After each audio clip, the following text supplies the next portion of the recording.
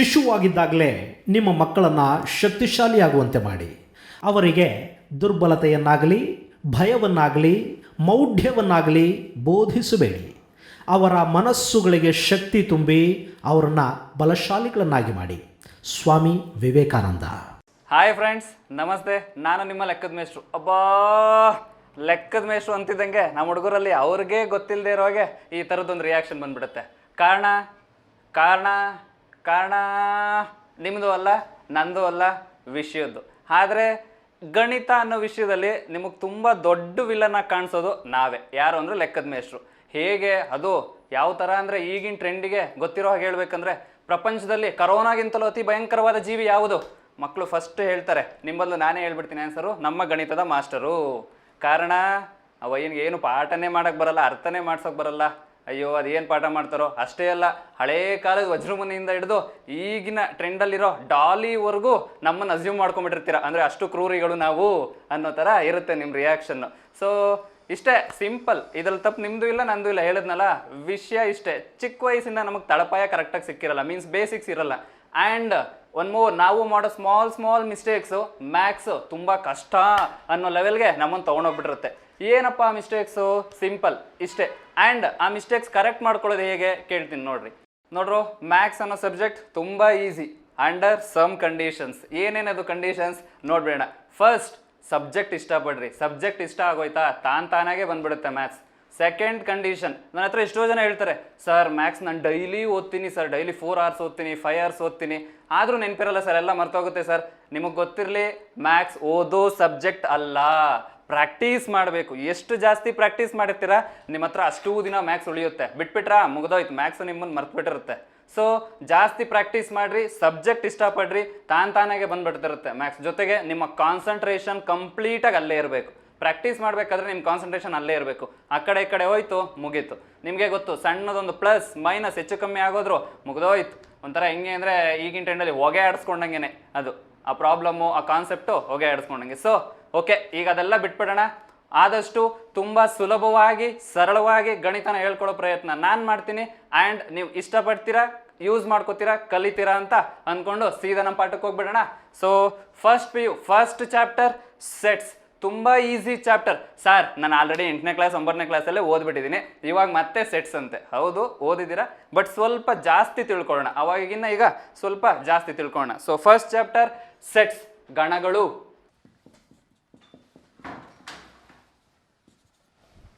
Sets definition ನೋಡ್ಬಿಡೋಣ. Definition, ಸೆಟ್ಸ್ಗೆ definition ಏನು? Set means a well-defined collection of objects. Sets definition ಏನು? Sets means a well-defined collection of objects. Well-defined collection of objects is called set. A well-defined collection of objects is called set. ಹಾಗಾದರೆ set ಹೇಗೆ denote ಮಾಡೋದು? Sets are denoted by capital letters ABC and so on. ಸೆಟ್ಸ್ನೆಲ್ಲ ನಾವು capital letters ABC ನಲ್ಲಿ denote ಮಾಡ್ತೀವಿ. ಹಾಗಾದರೆ set ಒಳಗಡೆ ಇರೋ elements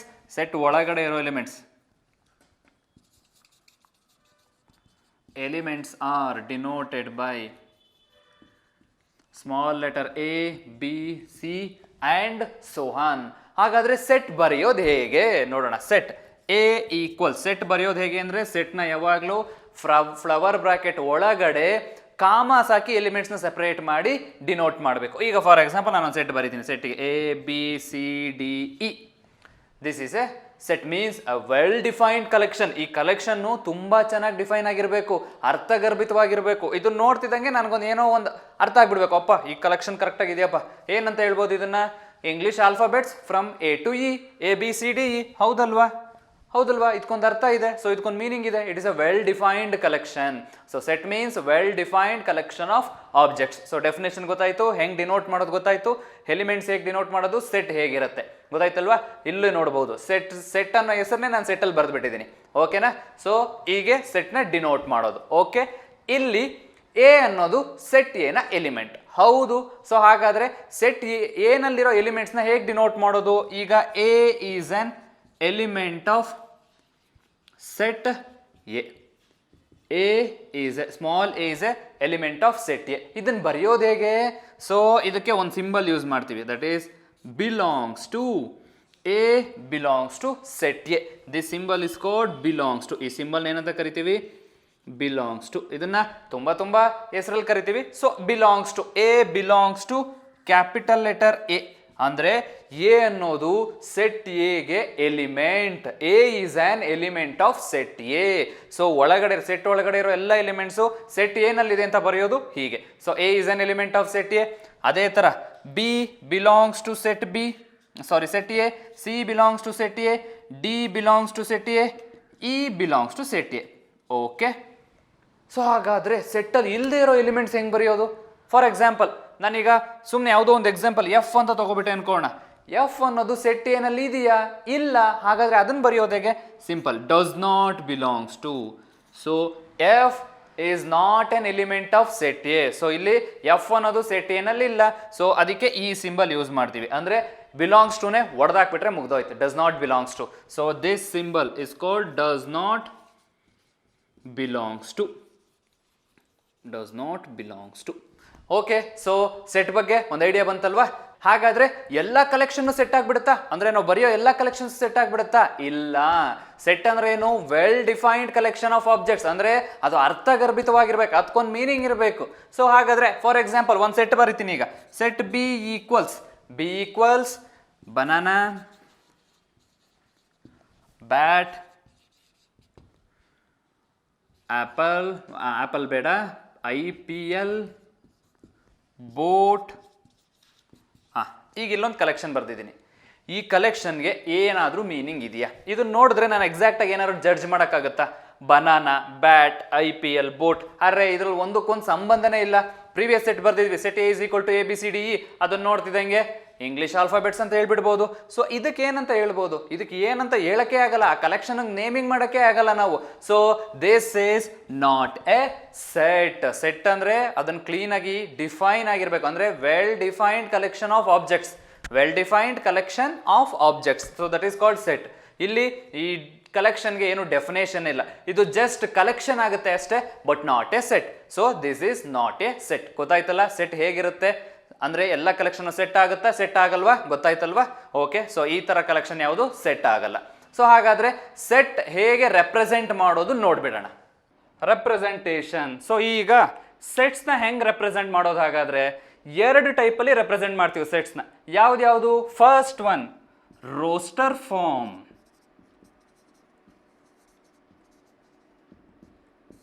roster form ಏನಿದು? ರೋಸ್ಟರ್ ಫಾರ್ಮ್ ಸಿಂಪಲ್ ನೋಡ್ರಿ ಇಷ್ಟೇ.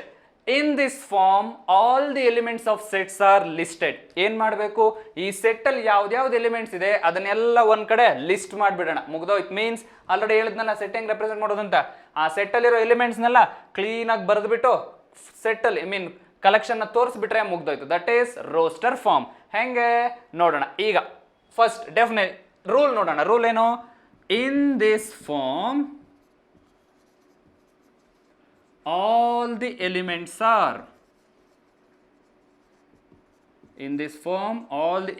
are listed. ಸೊ ನಾನೇನು ಮಾಡಬೇಕು? ಈ ಫಾರ್ಮ್ ಅಲ್ಲಿ ಏನೇನು ಎಲಿಮೆಂಟ್ಸ್ ಇದೆ ಅದನ್ನೆಲ್ಲ ಲಿಸ್ಟ್ ಮಾಡಿಬಿಡೋಣ. ಸಿಂಪಲ್ ಎಕ್ಸಾಂಪಲ್ ನಾನು ತಗೋತೀನಿ. A equals to. ಸೊ ಏನು ತಗೊಳ್ಳೋಣ? ತುಂಬ ಸಿಂಪಲ್ ಆಗಿರೋದು ಯಾವುದಂದ್ರೆ ಒಂದು example. Numbers lying between 1 to 10. Numbers lying between 1 to 10 ಬರೀತಿದ್ದೀನಿ. Numbers lying between 1 to 10. So 1 ಮತ್ತೆ 10 ಮಧ್ಯೆ ಇರೋ ನಂಬರ್ಸ್ನೆಲ್ಲ ನಾನು ಇವಾಗ ಬರೀಬೇಕು. ಸೊ ಅದನ್ನ ಸೆಟ್ ಅಲ್ಲಿ ಹೇಳಿದೆ. ರೋಸ್ಟರ್ ಫಾರ್ಮ್ ರೂಲ್ ಏನು? In this form all the elements are listed. List ಮಾಡಿಬಿಡೋಣ ಯಾವ್ಯಾವ ಎಲಿಮೆಂಟ್ಸ್ ಬರುತ್ತೆ. In between 1 to 10 2 3 4 5 6 7 8 9. So that's it. So this is roster form. Means ಆ ಫಾರ್ಮ್ ಅಲ್ಲಿ ಅಲ್ಲೊಂದು ಸಿಂಗಲ್ ಸ್ಟೇಟ್ಮೆಂಟ್ ಇರುತ್ತೆ. ಆ ಸ್ಟೇಟ್ಮೆಂಟ್ನ ಎಲಿಮೆಂಟ್ಸಿಗೆ ಕನ್ವರ್ಟ್ ಮಾಡಿಬಿಟ್ರೆ ಮುಗ್ದೋಯ್ತು. ಆ ಸ್ಟೇಟ್ಮೆಂಟು ಏನೋ ಹೇಳ್ತಾ ಇರುತ್ತೆ, ಅದೇನು ಅಂತ ಕೆಲಸ ಮಾಡಿಬಿಟ್ರೆ ಮುಗ್ದೋಯ್ತು. ಮೀನ್ಸ್ ಇಲ್ಲಿ ಸ್ಟೇಟ್ಮೆಂಟ್ ಏನು ಹೇಳ್ತಿದೆ? Numbers lying between 1 to 10. So in between 1 to 10 ಯಾವುದೋ ನಂಬರ್ಸ್ ಇದೆ, ಆ ನಂಬರ್ಸ್ ಎಲ್ಲ ಲಿಸ್ಟ್ ಮಾಡಿಬಿಡ್ರಿ. This is roster form. Is it clear? Next, second form, set builder form. ಏನಿದು set builder form? ಇದು ಅಷ್ಟೇ, ತುಂಬಾ simple. In this form, the set is represented by a single rule or a property. ಏನಿದು set builder form ಅಂದ್ರೆ? In this form, the set is represented by its rule or property. ಏನಿದು rule or property? Simple. First, ಏನ್ ಹೇಳಿದೆ set builder form ಅಂದ್ರೆ? In this form, this set, in this form, this set is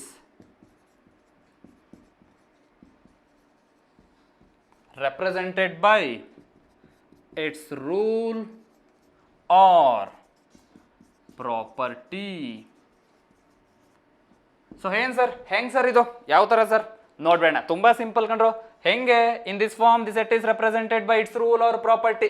for example, ಹಿಂದ್ಗಡೆನೆ ಒಂದು example ಬರ್ತಿದೆ, ತಗೊಳ್ತೀನಿ ನಾನು ಇವಾಗ. ಎ ಈಕ್ವಲ್ಸ್ ಟು ಸಿಂಪಲ್ ಆಗಿ A E I O U ಬರಿತೀನಿ. A E I O U. Sir ಏನಿದು A E I O U? ಈ ಸೆಟ್ ನೋಡ್ತಿದ್ರೆ ನನಗೇನೋ ಒಂದು ಸ್ಟೇಟ್ಮೆಂಟ್ ನೆನಪಾಗುತ್ತೆ, ಒಂದು ಪ್ರಾಪರ್ಟಿ ನೆನಪಾಗುತ್ತೆ. A E I O U. ಚಿಕ್ಕ ವಯಸ್ಸಲ್ಲಿ ಸ್ಕೂಲಲ್ಲಿ ಇಂಗ್ಲಿಷ್ ಟೀಚರ್ ಏನೋ ಹೇಳಿದ್ರು, ಏನಂತ? A E I O U ಅಂತ ಹೇಳಿದ್ರೆ these are the vowels of English alphabet, ಹೌದಲ್ವಾ? ಸೊ ಈ ಸೆಟ್ನ ಸ್ಟೇಟ್ಮೆಂಟ್ ಫಾರ್ಮಲ್ಲಿ, ಪ್ರಾಪರ್ಟಿ ಫಾರ್ಮಲ್ಲಿ, ರೂಲ್ ಫಾರ್ಮಲ್ಲಿ ಎಕ್ಸ್ಪ್ರೆಸ್ ಮಾಡ್ಬೋದು. ಹೇಗೆ? Set A equals vowels in English alphabet. ಮುಗ್ದೋಯ್ತು, ಇಷ್ಟೇ. ಆ ಸೆಟ್ನ ಸಿಂಪಲ್ ಆಗಿ ಒಂದು ಪ್ರಾಪರ್ಟಿನಲ್ಲಿ, ಒಂದು ಸ್ಟೇಟ್ಮೆಂಟಲ್ಲಿ ಮುಗಿಸ್ಬಿಟ್ಟಿದ್ದೀನಿ. So this is called set builder form. ನಾನೇನು ಮಾಡಿದೆ ಇಲ್ಲಿ? ಪ್ರಾಪರ್ಟಿ ಬಿಲ್ಡ್ ಮಾಡಿದೆ. ನನ್ನ ಹತ್ರ ಸೆಟ್ ಇತ್ತು, ಎಲ್ಲ ಎಲಿಮೆಂಟ್ಸು ಇತ್ತು, ಅದನ್ನೆಲ್ಲ ಬರೆಯೋದು ತುಂಬ ಕಷ್ಟ. ನಾವೀಗ ತುಂಬ ಸೋಂಬೇರಿಗಳಾಗ್ಬಿಟ್ಟಿದ್ದೀವಿ, ಏನೇನೋ ಶಾರ್ಟ್ಕಟ್ಸ್ ಎಲ್ಲ ನೋಡ್ಕೊಬಿಟ್ಟು. ಸೊ ಅದಕ್ಕೆ ನಾನೇನು ಮಾಡಿದೆ? ಸಿಂಗಲ್ ಆಗಿ ತುಂಬ ಶಾರ್ಟ್ ಕಟ್ ಆಗಿ ಒಂದೇ ಒಂದು ರೂಲ್ ಯೂಸ್ ಮಾಡಿ ಬರ್ಬಿಟ್ಟೆ. So vowel a English alphabet. ಮುಗ್ದೋಯ್ತು. A E I O U ಅಂದರೆ vowels in English alphabet. So this is called set builder form. ಗೊತ್ತಾಯ್ತಲ್ಲ? ಸಿಂಪಲ್ ಆಗಿ ಒಂದು ಸ್ಟೇಟ್ಮೆಂಟ್ ಅಲ್ಲಿ ರೆಪ್ರೆಸೆಂಟ್ ಮಾಡಿಬಿಡೋದು ಸೆಟ್ನ. So next, so this is representation. Set definition ಗೊತ್ತಾಯ್ತು, representations ಗೊತ್ತಾಯ್ತು. ನಾವು ಟೈಪ್ಸ್, ಯಾವ್ಯಾವ ಟೈಪ್ಸ್ ಇರುತ್ತೆ ಸೆಟ್ ಅಲ್ಲಿ ನೋಡ್ಬಿಡೋಣ. First type empty set. Empty set simple, ಅದೇ ಹೇಳ್ತಾ ಇದೆ, ಆ ಹೆಸರೇ ಹೇಳ್ತಾ ಇದೆ, ಎಂಟಿ ಸೆಟ್. ಎಂಟಿ ಮೀನ್ಸ್ ಖಾಲಿ. ಖಾಲಿ, ಹೌದಾ ಸರ್? ಸೆಟ್ ಖಾಲಿ, ಹೇಗೆ? ಹೌದು, ಖಾಲಿ ಸೆಟ್ನ ಎಂಟಿ ಸೆಟ್ ಅಂತ ಕರಿತೀವಿ. A set having no elements. A set having no elements is called empty set. So definition ಏನು? A set having no element is called empty set. Sir ಹೌದಾ, ಈ ಥರನೂ ಸೆಟ್ ಇರುತ್ತಾ? ಹೌದು, ಇರುತ್ತೆ. ಯಾವುದು? ಒಂದು ಎಕ್ಸಾಂಪಲ್ ನೋಡ್ಬಿಡೋಣ. ಎಕ್ಸಾಂಪಲ್ ತುಂಬ ಸಿಂಪಲ್ ಆಗಿ ಹೇಳ್ಬಿಡೋಣ. ಸೊ ನಂಬರ್ಸ್ ಅಲ್ಲಿ ಹೇಳ್ತೀನಿ. ಸೆಟ್ ಎ ಈಕ್ವಲ್ಸ್, ಯಾವ ಫಾರ್ಮಲ್ಲಿ ಬರೆಯೋಣ? ಸೆಟ್ ಬಿಲ್ಡರ್ ಫಾರ್ಮಲ್ಲಿ ಬರಿತೀನಿ ನಾನು. ಸೆಟ್ ಬಿಲ್ಡರ್ ನಿಮಗೆ ಗೊತ್ತಲ್ಲ, ಪ್ರಾಪರ್ಟಿ ವೈಸ್ ಬರೀಬೇಕು. ಸೊ ಇದನ್ನ ಪ್ರಾಪರ್ಟಿ ಯೂಸ್ ಮಾಡಿ ಬರಿತೀನಿ. Prime number between or lying between 1 and 2. Prime ನಂಬರೇ ಬೇಡ, natural number lying between 1 and 2. Natural number ಅಂದರೆ it starts from 1 and it is a complete number, decimal ಅಲ್ಲ ಅದು, ಸೊ ಫ್ರಾಕ್ಷನ್ ಅಲ್ಲ. 1 and 2 ಇನ್ ಬಿಟ್ವೀನ್ ಯಾವುದಾದ್ರೂ number ಬರುತ್ತಾ? ಇಲ್ಲ, ಹೌದಲ್ವಾ? ಸೊ ಇದು ಸೆಟ್, ಕರೆಕ್ಟ್. ಬಟ್ ಈ ಸೆಟ್ ಅಲ್ಲಿ ಎಲಿಮೆಂಟ್ಸ್ ಇದೆಯಾ? ಫಸ್ಟ್ ನೋಡೋಣ. ಈ ಸೆಟ್ ಅಲ್ಲಿ ಎಲಿಮೆಂಟ್ಸ್ ಇದೆಯಾ? Numbers lying between 1 and 2. 1 ಮತ್ತೆ 2 ಮಧ್ಯೆ ಯಾವುದಾದ್ರೂ ನಂಬರ್ ಬರುತ್ತಾ? ಬರಲ್ಲ. Therefore this is an empty set. ಎಂಟಿ ಸೆಟ್ನ ಹೆಂಗ್ ರೆಪ್ರೆಸೆಂಟ್ ಮಾಡೋದು? Simple. Flower brackets, open flower brackets or this symbol pi. So ಈ ತರ ರೆಪ್ರೆಸೆಂಟ್ ಮಾಡ್ತೀವಿ ಎಂಟಿ ಸೆಟ್ನ. Empty set A equals to pi or in flower bracket. So this represents empty set. Now A is a empty set. Clear? Any doubts? So as empty set, a set having no elements is called empty set. Example, natural number lying between 1 and 2. So there is no natural number lying between 1 and 2. That's why A equals to empty set pi ಈ ತರ represent ಮಾಡೋದು. ಇದನ್ನ ನಲ್ set, void set ಅಂತಾನು ಕರಿತೀವಿ. It is also called null set. Null means ಏನೂ ಇಲ್ಲ, zero ಅಂತ. So null means zero. So null set and void set ಅಂತ ಕೂಡ ಕರಿತೀವಿ. So is it clear? Second type singleton set. ಏನಿದು ಸಿಂಗಲ್ಟನ್? ಇಲ್ಲೂ ಅಷ್ಟೇ ಹೆಸರೇ ಹೇಳ್ತಾ ಇದೆ, ಸಿಂಗಲ್. ಸಿಂಗಲ್ ಮೀನ್ಸ್ ಒಂದೇ, ಒಬ್ಬನೇ ಅಂತ. Singleton set, a set having only one element is called singleton set. A set having only one element is called singleton set. So ಇದು ಹೆಂಗಿರುತ್ತೆ ನೋಡೋಕೆ? ಎಕ್ಸಾಂಪಲ್ ಒಂದು ಚೆನ್ನಾಗಿರೋ ಎಕ್ಸಾಂಪಲ್ ತಗೋಣ. Number of arts. Number of arts, art ಅಲ್ಲ, HEART. ಹೃದಯದ ಸಂಖ್ಯೆ, ಮಾನವನ ಹೃದಯದ ಸಂಖ್ಯೆ. ಓಕೆ, ಒಬ್ಬ ಮನುಷ್ಯನಲ್ಲಿ ಎಷ್ಟು ಹೃದಯ ಇರ್ಬೋದು? 2, 3, 4? ಇಲ್ಲ, ಒಂದೇ. ಹೌದಲ್ವಾ? ಒಂದೇ ಹೃದಯ ಅಲ್ವಾ ಇರೋದು ಒಬ್ಬನಿಗೆ? But according to some boys, ನಮ್ಮ ಕೆಲವು ಹುಡುಗರ ದೃಷ್ಟಿಯಲ್ಲಿ ನಾನು ಹೇಳಿ ಸ್ಟೇಟ್ಮೆಂಟ್ ತಪ್ಪು. ಯಾಕೆ ಸರ್? ನಮ್ಮ ಹುಡುಗರು ಹೇಳ್ತಾರೆ, ಈ ಆರ್ಟ್ ಹೃದಯ ದಿಲ್ ಅಂತಾರಲ್ಲ ಸರ್, ಅದನ್ನು ನಾನು ನಮ್ಮ ಹುಡುಗಿ ಕೊಟ್ಬಿಟ್ಟಿದ್ದೀನಿ ಸರ್. ಸೊ ನನ್ನ ಹತ್ರ ಇಲ್ಲ ಸರ್ ಅಂತಾರೆ. ಮೀನ್ಸ್ ಅದೆಲ್ಲ ಸುಮ್ಮನೆ ಜೋಕಿಗಷ್ಟೇ. ಎಲ್ಲ ಮನುಷ್ಯನಲ್ಲೂ ಒಂದೇ ಹಾರ್ಟ್ ಇರೋದು. ಸೊ ಈಗ ನಾನೊಂದು ಸೆಟ್ ಬಿ ಬರಿತೀನಿ. ಏನಂತ? Heart, number of hearts in human body. So ಮನುಷ್ಯನ ದೇಹದಲ್ಲಿ ಎಷ್ಟು ಹೃದಯ ಇದೆ? ಒಂದೇ. So B equals only 1. So it is a singleton set. ಒಂದೇ ತಾನೇ ಇರೋದು, ಒಂದೇ. So it is a singleton set. So in mathematics ಪ್ರಕಾರ ಯಾವುದಾದ್ರೂ ಒಂದು ಎಕ್ಸಾಂಪಲ್ ಬರೆಯೋಣ. ಯಾವ್ದು ಬರೆಯೋಣ? Set B equals even prime numbers. Prime numbers ಗೊತ್ತಲ್ಲ? ಪ್ರೈಮ್ ನಂಬರ್ ಅಂದರೆ ಏನು? ಆ ನಂಬರ್ ಮೀನ್ಸ್ ಯಾವುದಾದ್ರೂ ಒಂದು ನಂಬರ್ನ ಪ್ರೈಮ್ ನಂಬರ್ ಅಂತ ಹೇಳ್ಬೇಕಂದ್ರೆ ಆ ನಂಬರ್ಗೆ 2 ಫ್ಯಾಕ್ಟರ್ಸ್ ಇರಬೇಕು. ಒಂದು 1, ಇನ್ನೊಂದು ಆ ನಂಬರ್ ಇಟ್ ಸೆಲ್ಫ್. ಆ ನಂಬರ್ನ ಮೀನ್ಸ್ ಆ ಸಂಖ್ಯೆನ 2ರಿಂದ ಮಾತ್ರ ಭಾಗಿಸಕ್ ಸಾಧ್ಯ. ಯಾವ್ದ್ಯಾವುದು? 1 ಮತ್ತೆ ಅದೇ same number. That number is called prime number. So even prime number ನಮ್ಮ ಹತ್ರ ಇರೋದು ಒಂದೇ even prime number, that is 2.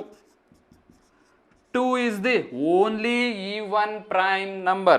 So set B is singleton set. ಯಾಕಂದ್ರೆ ಅದರೊಳಗಡೆ ಇರೋದು ಒಂದೇ element. 2 is only one element present in set B. Therefore set B is singleton set. Any doubts? Clear? ಇನ್ನೊಂದ್ಸಲ ಹೇಳ್ಬಿಡ್ತೀನಿ. Singleton set means a set having only one element. So set B is even prime number. Example, B is even prime number. So ಅದನ್ನ ಇದು set builder form, ಇದು roster form ಬರ್ದ್ಬಿಟ್ಟಿದ್ದೀನಿ. Set B equals to 2. Next third one, finite set. Finite set ಏನಿದು? Again ಇಲ್ಲೆಲ್ಲ simple, ಅದ್ರ ಹೆಸರೇ ಹೇಳ್ತಾ ಇರುತ್ತೆ. ಫೈನೈಟ್ ಸೆಟ್ ಅಂದ್ರೆ, ಫೈನೈಟ್ ಅಂದ್ರೆ ಏನು? ಎಣಿಸಬಲ್ಲ, ಎಣಿಕೆಗೆ ಸಿಗುವಂತಹ. ಸೊ ಫೈನೈಟ್ ಸೆಟ್ ಅಂದ್ರೆ ಅ set having finite number of elements. A set having finite number of elements is called finite set. ಬರ್ಬಿಡ್ತೀನಿ definition. A set having finite number of elements. A set having finite number of elements is called finite set. Example, ಒಂದು example ಬರೋಣ. ಯಾವ್ದು ಬರೋಣ? Set C equals to natural numbers from 1 to 10. Natural numbers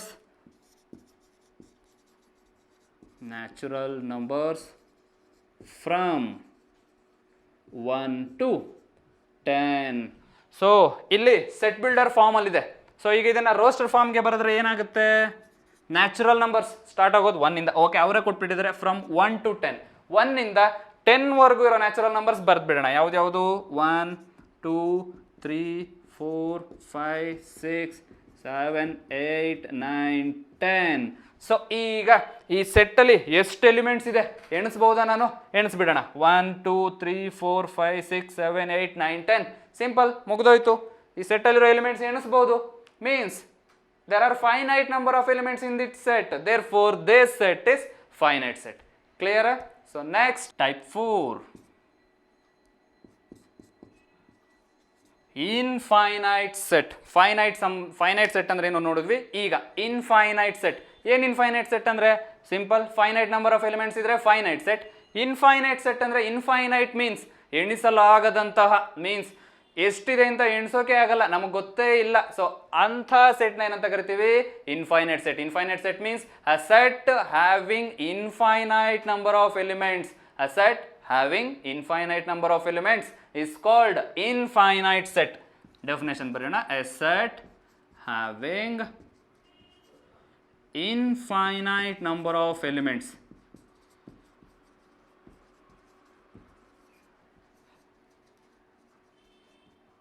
is called infinite set. ಒಂದು example ಬರೆದು ಬಿಡೋಣ. General ಆಗಿ ಏನು ಬರಿಬೋದು?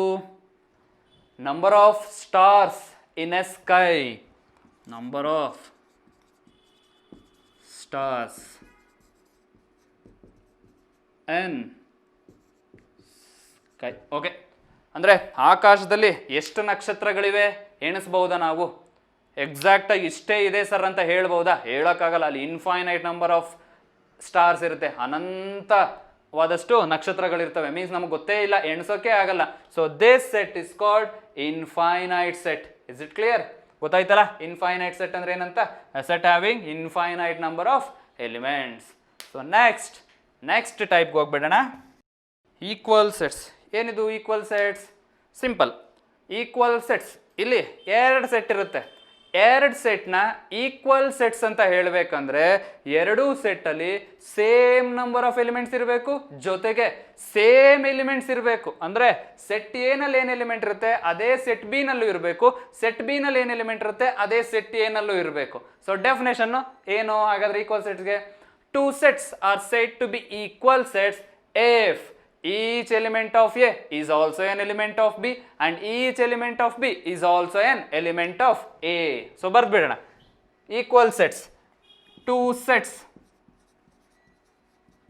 A and B are equal sets if each element of A is also an element of B. ಅದೇ ಥರ each element of B is also an element of A. Then set A and B are equal. So ಒಂದು example ಬರೆದ್ಬೇಡ. Simple. A equals to 1 2 3 4. ಅದೇ ಥರ set B ಬರೀತೀನಿ. B ಏನಂತ ಬರೀಲಿ? Set B. Okay, ಇದನ್ನ ಒಂದು ರೋಸ್ಟರ್ ಫಾರ್ಮ್ ಒಂದು set builder ಫಾರ್ಮಲ್ಲಿ ಬರೀತೀನಿ. Set B natural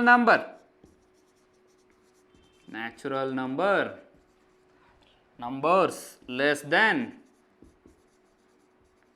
5. ಹೌದಾ? ಇವೆರಡು ಈಕ್ವಲ್ ಸೆಟ್ಟಾ? ನೋಡ್ಬಿಡೋಣ. ಸೆಟ್ ಎ 1 2 3 4 ಇದೆ. ಸೆಟ್ ಬಿ ಸೆಟ್ ಬಿಲ್ಡರ್ ಫಾರ್ಮಲ್ಲಿ ಇದೆ. ಫಸ್ಟ್ ಅದನ್ನು ರೋಸ್ಟರ್ ಫಾರ್ಮ್ಗೆ ಕನ್ವರ್ಟ್ ಮಾಡಬೇಡ. Natural numbers less than 5. ಯಾವ್ದ್ಯಾವುದು ನ್ಯಾಚುರಲ್ ನಂಬರ್ಸ್ ಲೆಸ್ ದ್ಯಾನ್ 5 ಬರ್ಬೇಡ. Set B equals to natural number start ಆಗೋದು 1 ಇಂದ 1 2 3 4 ಅಷ್ಟೇ, ಬಿಕಾಸ್ ಲೆಸ್ ದೆನ್ 5 ಕೊಟ್ಟಿರೋದು. ಸೊ 1 2 3 4 ಬರದೆ. ನಾವು ಸೆಟ್ ಬಿ ಸೆಟ್ ಎ ಎರಡನ್ನೂ ನೋಡೋಣ, ಕಂಪೇರ್ ಮಾಡೋಣ. ಸೆಟ್ ಎ ನಲ್ಲಿ ಏನು ಎಲಿಮೆಂಟ್ ಇದೆ ಅದೇ ಸೆಟ್ ಬಿ ನಲ್ಲಿ ಇದೆಯಾ? ಅದೇ ಥರ ಸೆಟ್ ಬಿ ನಲ್ಲಿ ಏನು ಎಲಿಮೆಂಟ್ ಇದೆ ಅದೇ ಸೆಟ್ ಎ ನಲ್ಲಿ ಇದೆಯಾ? So set A set B are same. So A and B are equal sets. So ಎರಡು ಸೆಟ್ನ ಈಕ್ವಲ್ ಸೆಟ್ ಅಂತ ಯಾವಾಗ ಹೇಳೋದು? Two sets are equal when each element of A is also an element of B and each element of B is also an element of A. Is it clear? So this is equal sets. So next, equivalent sets. ಏನಿದು equivalent sets ಅಂದರೆ? Simple, ಎರಡು ಸೆಟ್ಸ್ನ equivalent sets ಅಂತ ಹೇಳಬೇಕಂದ್ರೆ ಎರಡೂ ಸೆಟ್ಸಲ್ಲಿ same number of elements ಇರಬೇಕು. Means set A ನಲ್ಲಿ ಎಷ್ಟು elements ಇರುತ್ತೆ ಸೆಟ್ ಬಿ ನಲ್ಲೂ ಅಷ್ಟೇ ಎಲಿಮೆಂಟ್ಸ್ ಇರಬೇಕು. ಸೇಮ್ ಇರಬೇಕಾ? ನೋ, ಆ ಥರ ಕಂಡೀಷನ್ ಏನಿಲ್ಲ. ಸೇಮ್ ಇದ್ರೂ ಓಕೆ, ಇಲ್ಲದೇ ಇದ್ರೂ okay, but number of elements same ಇರಬೇಕು. ಸೆಟ್ ಎ ನಲ್ಲಿ 5 ಎಲಿಮೆಂಟ್ಸ್ ಇದ್ರೆ ಸೆಟ್ ಬಿ ನಲ್ಲೂ 5 ಇರಬೇಕು. ಸೆಟ್ ಎ ನಲ್ಲಿ 4 ಇದ್ರೆ ಸೆಟ್ ಬಿ ನಲ್ಲೂ 4. ಸೆಟ್ ಎ ನಲ್ಲಿ 1 ಇದ್ರೆ ಸೆಟ್ ಬಿ ನಲ್ಲೂ ಒಂದೇ ಎಲಿಮೆಂಟ್ ಇರಬೇಕು. So these type of sets are called equivalent sets. So definition ನೋಡ್ಬೇಡ. 2 sets having equal number of elements are called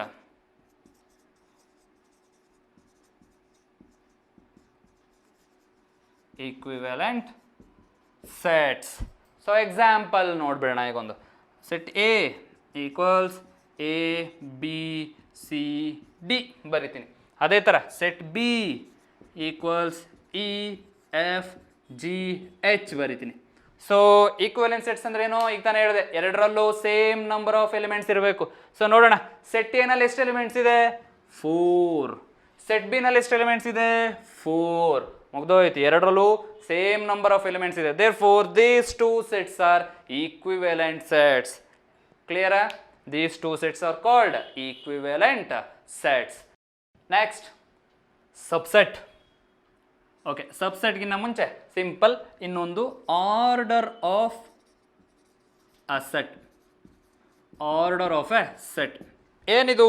order of a set or cardinal number. Cardinal number ಏನಪ್ಪ ಇದು? Order of a set or cardinal number.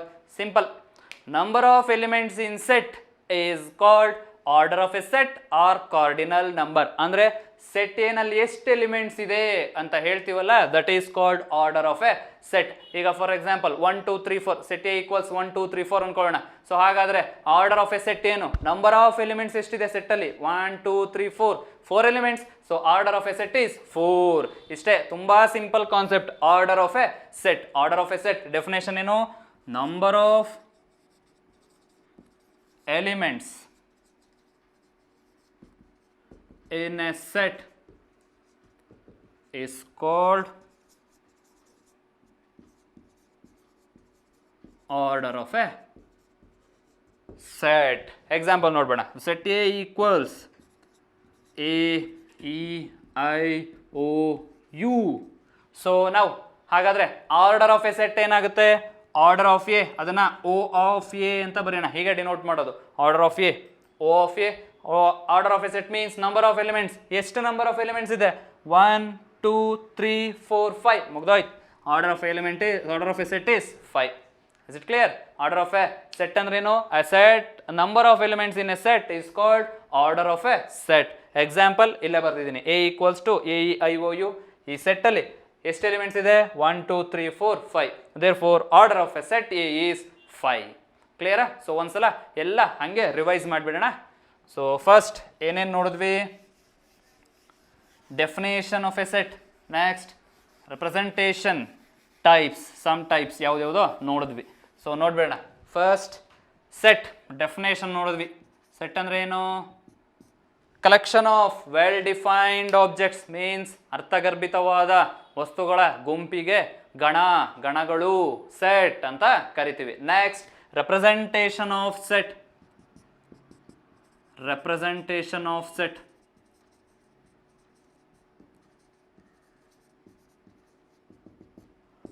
So ಸೆಟ್ನ ಹೆಂಗ್ represent ಮಾಡ್ತೀವಿ? ಎರಡು form ಅಲ್ಲಿ represent ಮಾಡ್ತೀವಿ. First one roster form. Roster form ಅಂದ್ರೆ ಏನು? ಸಿಂಪಲ್, ಏನೇನು ಎಲಿಮೆಂಟ್ಸ್ ಇರುತ್ತೆ ಸೆಟ್ದು ಅದನ್ನೆಲ್ಲ ಲಿಸ್ಟ್ ಮಾಡಿಬಿಟ್ರೆ ಮುಗಿದೋಯ್ತು. In this form all the elements of sets are listed. So next second type ಯಾವ್ದು ಓದಿದ್ವಿ? Set builder form. set builder form. So ಈ ಫಾರ್ಮ್ ಏನಿದು? in this form the set is represented by a single property or rule. ಯಾವುದೋ ಒಂದು property ಇಲ್ಲ rule use ಮಾಡಿಬಿಟ್ಟು ಸೆಟ್ನ represent ಮಾಡಿಬಿಡೋದು. So these are the two types of representation of a set. Next types. Some types ನೋಡಿದ್ವಿ. ಯಾವ್ದು? First one ಎಂಟಿ set. ಏನಿದು ಎಂಟಿ set ಅಂದ್ರೆ? A set having zero elements, a set having no elements is called empty set. Next, second one, singleton set. Singleton set. So ಏನಿದು singleton set? A set having only one element is called singleton set. Next, third type, finite set. Finite set ಅಂದ್ರೇನು? A set having finite number of elements. Next, fourth one, infinite set. Infinite set ಅಂದ್ರೆ a set having infinite number of elements. So next, fifth type ಯಾವ್ದು ನೋಡಿದ್ವಿ? Equal set. ಏನಿದು equal sets ಅಂದ್ರೆ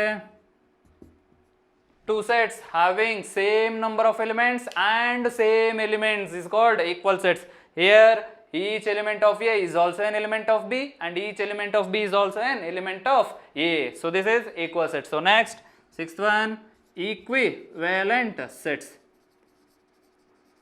Equivalent sets. Equivalent sets andre two sets having equal number of elements. Two sets having equal number of elements is called equivalent sets. ಇದಾದ್ಮೇಲೆ ಒಂದೇ ಒಂದು concept ನೋಡಿದ್ವಿ, ಯಾವುದದು? Order of a set. Order of a set ಅಂದ್ರೆ it is nothing but number of elements in a set. So order of set ಅಂದ್ರೆ number of elements in set is called order of a set. So this is the today's portion. So ಏನೇನು ಓದಿದ್ವಿ ಎಲ್ಲ ಒಂದ್ಸಲ revise ಮಾಡಿಬಿಟ್ವಿ ಎಲ್ಲ. Okay, ಮಿಕ್ಕಿದ್ದು ಮುಂದಿನ ಕ್ಲಾಸಲ್ಲಿ ನೋಡೋಣ.